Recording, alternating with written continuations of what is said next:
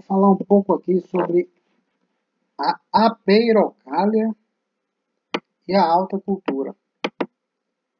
Marco Aurélio, o filósofo estoico e imperador de Roma, começa o livro 2 de suas meditações dizendo o seguinte: começa a cada dia por dizer a ti próprio: hoje vou deparar com a intromissão, a ingratidão, a insolência, a deslealdade, a má vontade e o egoísmo, todos devidos à ignorância por parte do ofensor sobre o que é o bem e o mal. Mas, pela minha parte, já muito percebi a natureza do bem e a sua nobreza, a natureza do mal e a sua mesquinhez. Então aqui Marco Aurélio, ele diz que os ataques à ingratidão são devidos à ignorância do ofensor acerca do bem e do mal.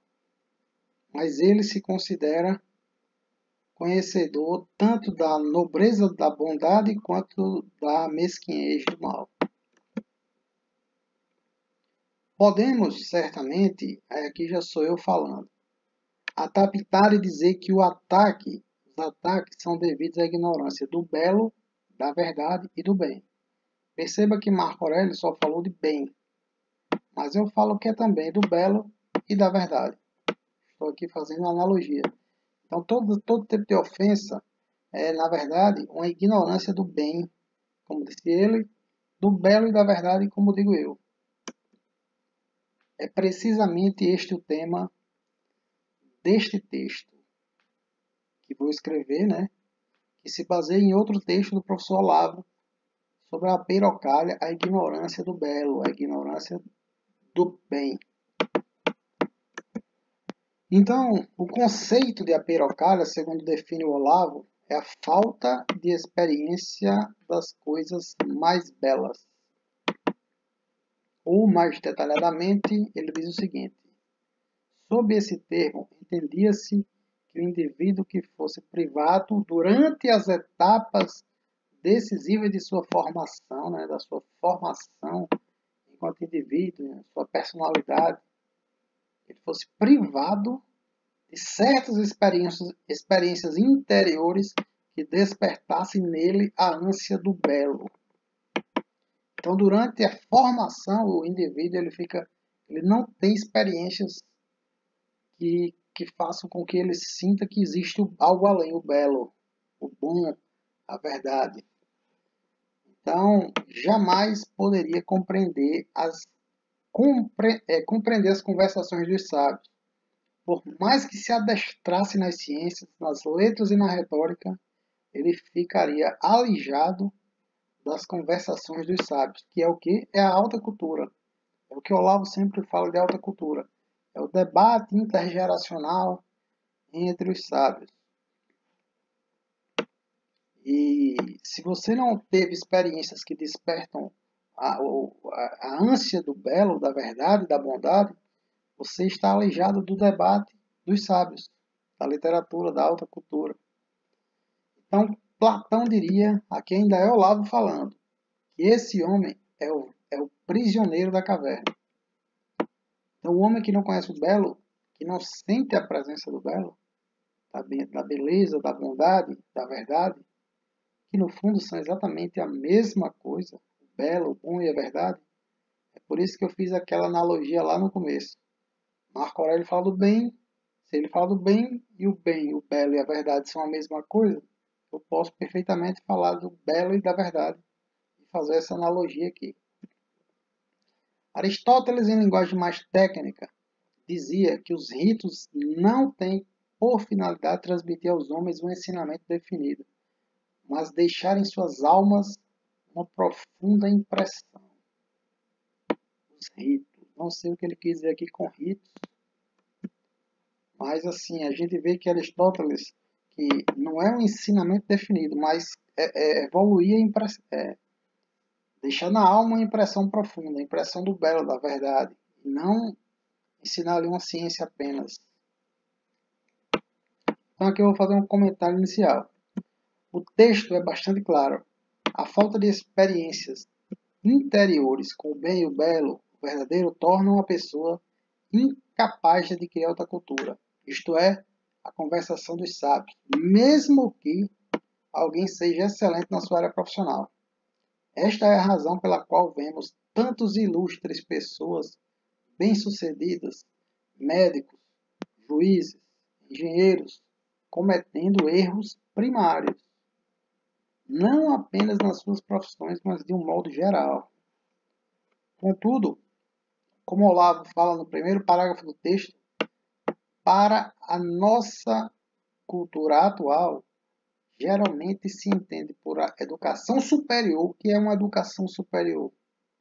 O simples adestramento para as melhores profissões. Então a gente considera que a pessoa superiormente educada, qualquer um que vire médico, qualquer um que vire juiz, qualquer um que passe no ITA, engenharia, no ITA, da aeronáutica, no IME, esses concursos mais difíceis, quem consegue é considerado uma pessoa educada.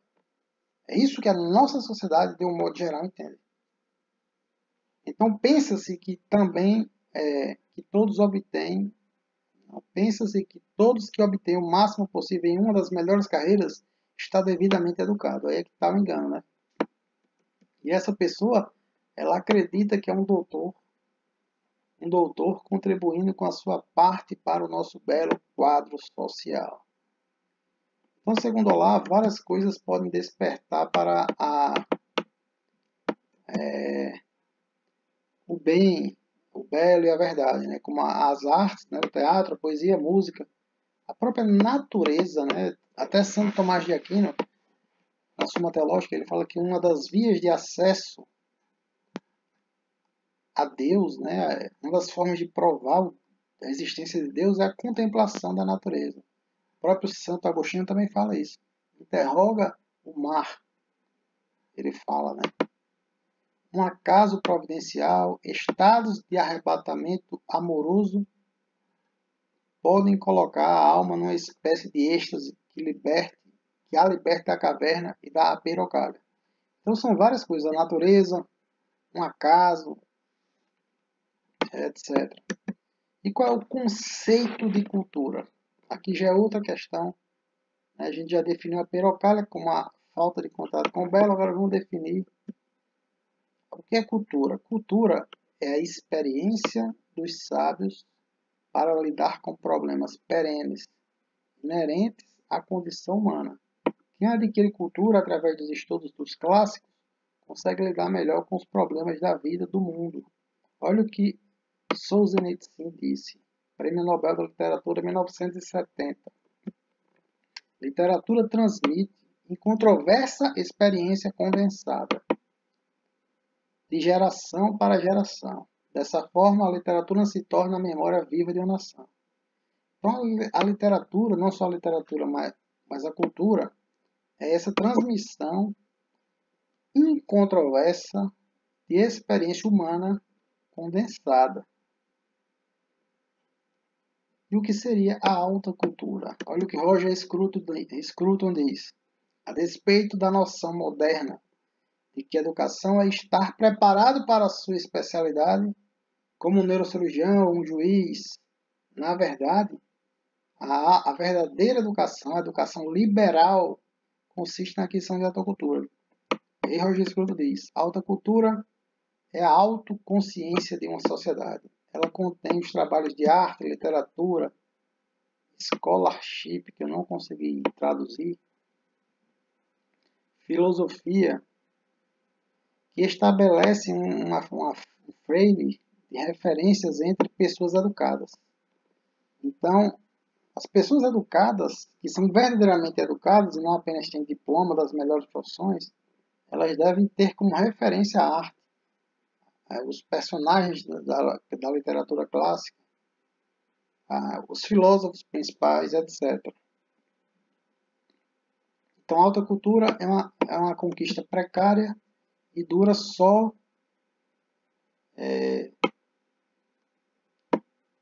não sei muito bem o que ele quer dizer aqui, por um senso de tradição e sei lá mais o que aqui que ele disse.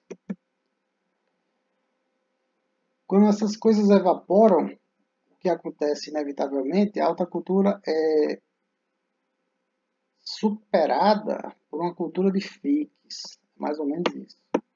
Ou seja, a alta cultura é a consciência de uma sociedade. São os trabalhos dos sábios que servem de referência para as pessoas educadas, verdadeiramente educadas e não os diplomados, com as melhores profissões. Conclusão. Mesmo sendo vítima da peirocalha, isto é, mesmo sem ter acesso às experiências interiores que despertem a ânsia do bom, do belo e da verdade, é possível você ser um juiz federal, um neurocirurgião, um engenheiro do ITA. Contudo, não é possível compreender a conversa dos sábios de todos os tempos.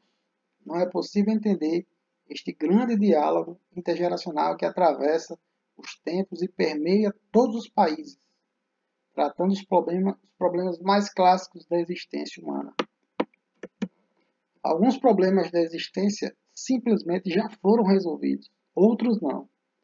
Então, olha só, algumas coisas já estão resolvidas pelos sábios da história do Ocidente, principalmente, né? Que é a literatura na qual nós nos baseamos. Os que já foram resolvidos podem ser aprendidos por aqueles que adquirirem a alta cultura. Desta forma, sofrerão menos quando a vida cobrar o seu preço. E aí vão experimentar a mágica e transcendental liberdade interior da literatura e da filosofia. Enquanto aqueles que aparentemente se deram bem, o juiz federal, o neurocirurgião, o engenheiro do ITA, hão de viver eternamente sendo escravos dessa gente que cultiva a hipocrisia e outros vícios, como diria Noel. Rosa. Pois quem não lê é para sempre um escravo, como diria Paulo Francis. Então, esses que são supostamente os vencedores do jogo da vida, muitas vezes eles se mostram depressivos, se suicidam, mesmo sendo ricos e bem-sucedidos, porque lhes falta a verdadeira educação. No final das contas é isso. Não estão preparados para lidar com certas situações. Até da própria profissão. Muita gente passa no concurso de juiz, vira médico e não consegue lidar nem sequer com a pressão inerente ao cargo. Muito menos com outros problemas maiores da vida. Como, por exemplo, sei lá, a perda de um parente, a perda de um filho, esse tipo de coisa. Tudo isso está descrito na literatura e boa parte já existe uma forma de você lidar com isso. E não nascemos sabendo que alguns desses problemas, né, a inveja, a fofoca, o chefe chato, esse tipo de coisa. E a literatura te ensina a lidar com essas coisas. É diferente de livro de autoajuda. No fundo, a literatura é a verdadeira autoajuda, aquela que realmente funciona. Seria mais ou menos isso, a ideia da peirocalha misturada com a alta cultura.